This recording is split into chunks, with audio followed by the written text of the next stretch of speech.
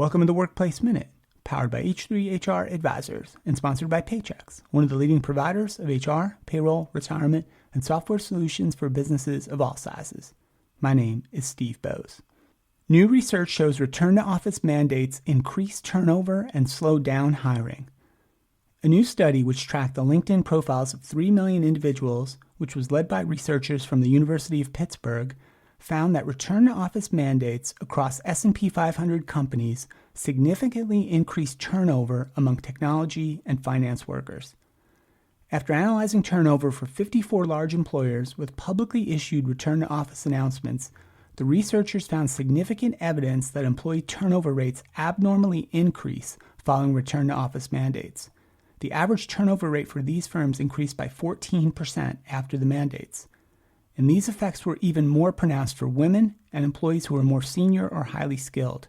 Return-to-office mandates had 3 times the impact on turnover among female employees than it did for male employees. Labor market analysts have long warned that return-to-office mandates could disproportionately impact women and employees with caregiving responsibilities, along with others in the workforce who benefited from the flexibility of remote work, including neurodivergent employees and those with disabilities. And other research has shown that the top experienced talent in the tech industry across companies like Apple, Microsoft, and SpaceX have resigned because of return-to-office requirements, finding that, in many cases, they left to work for competitors. And the study also concluded that strict return-to-office policies have made it more difficult for companies to fill positions in response to this employee turnover, and that the rate of hiring has dropped overall. After introducing these mandates, it took companies 23% longer, or 12 additional days, to fill their open roles. As we have previously noted on the Workplace Minute, it's possible that employers are also potentially using these mandates to increase attrition and trim headcount. Some companies and leaders have admitted as much, but the researchers argue that the extended hiring time suggests companies are also having a harder time attracting new talent because of in-office expectations. And this makes sense that because for most workers who are either fully remote or operating on a hybrid schedule, a full-time return to the office imposes significant costs. The most direct cost that return-to-office mandates place on employees is the added hours of commuting time spent in transit and the increased expenses for gas, parking, public transit fares, etc., which are entirely borne by the employees in most cases.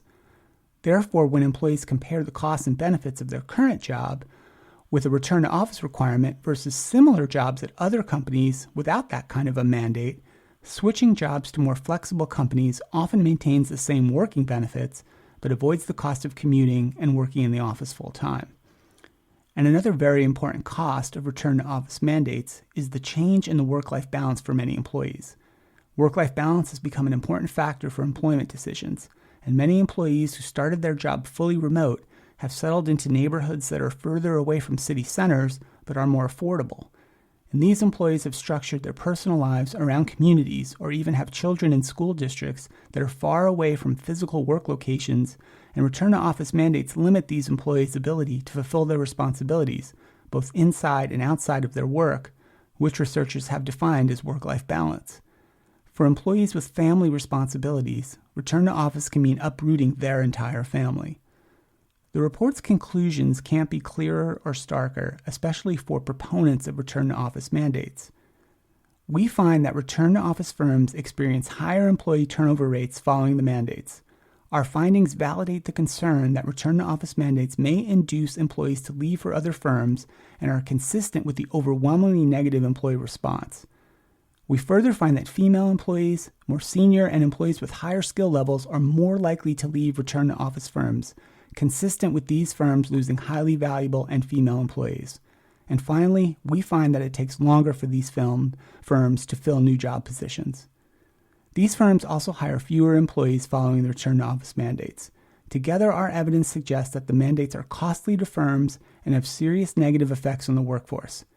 These turnovers could potentially have short-term and long-term effects on operation, innovation, employee morale, and organizational culture. As the remote, hybrid, and in-person decision-making enters yet another year, this report should be a warning to any leaders considering enacting new return-to-office mandates in 2025. We will continue to follow this and all the important topics and trends in the world of work here on the HR Happy Hour Media Network. That's it for the Workplace Minute, powered by H3 HR Advisors.